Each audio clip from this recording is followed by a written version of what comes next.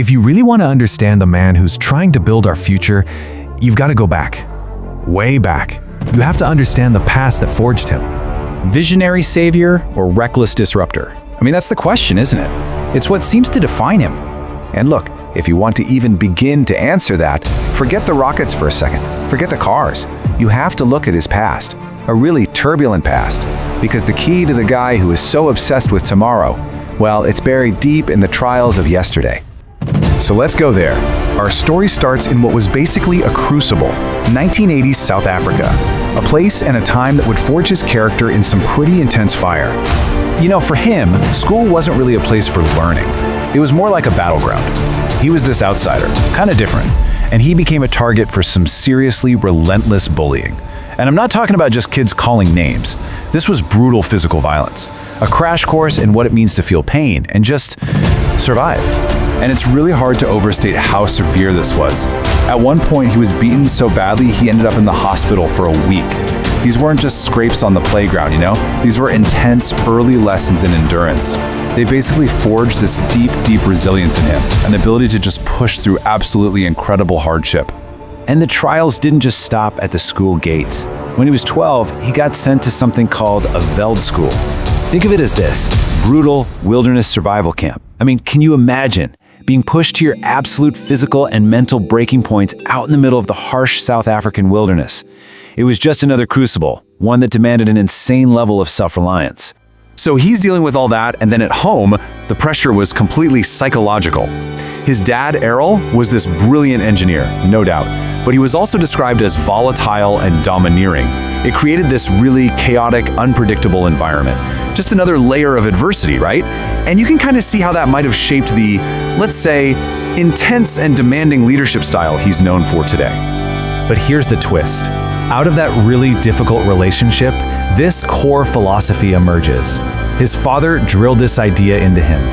You should be the master of your own fate, totally unchained by what anybody else expects of you. And that one idea, it basically became the engine for his entire life. So, with that philosophy burning inside him, he kicks off the next chapter, escaping to America. And let's be clear, this wasn't just immigration, this was a mission. He was just desperate to break free. He saw South Africa as this box, full of limitations, and for him, America was the dream, a land of just boundless opportunity, a place where his massive ambitions wouldn't be held back, where he could finally start building the kind of future he'd been reading about in his sci-fi books since he was a kid. And where does that ambition lead him? Well, straight into the fire. The high-stakes, high-pressure gauntlet of the dot-com boom, Silicon Valley. And once he gets there, the pace is just insane. Okay, so follow this.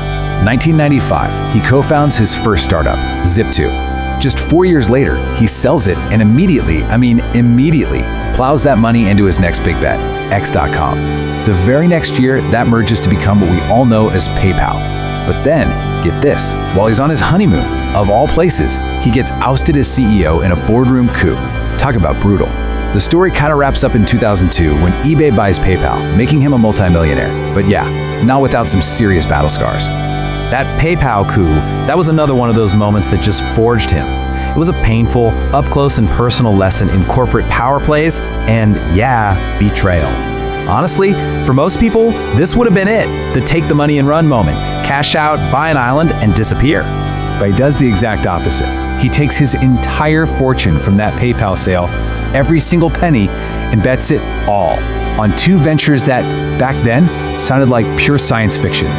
One, making electric cars a real thing with Tesla, and two, private space exploration with SpaceX. Just completely nuts. And right here, this is the pattern, the central theme of his life. You see it again and again.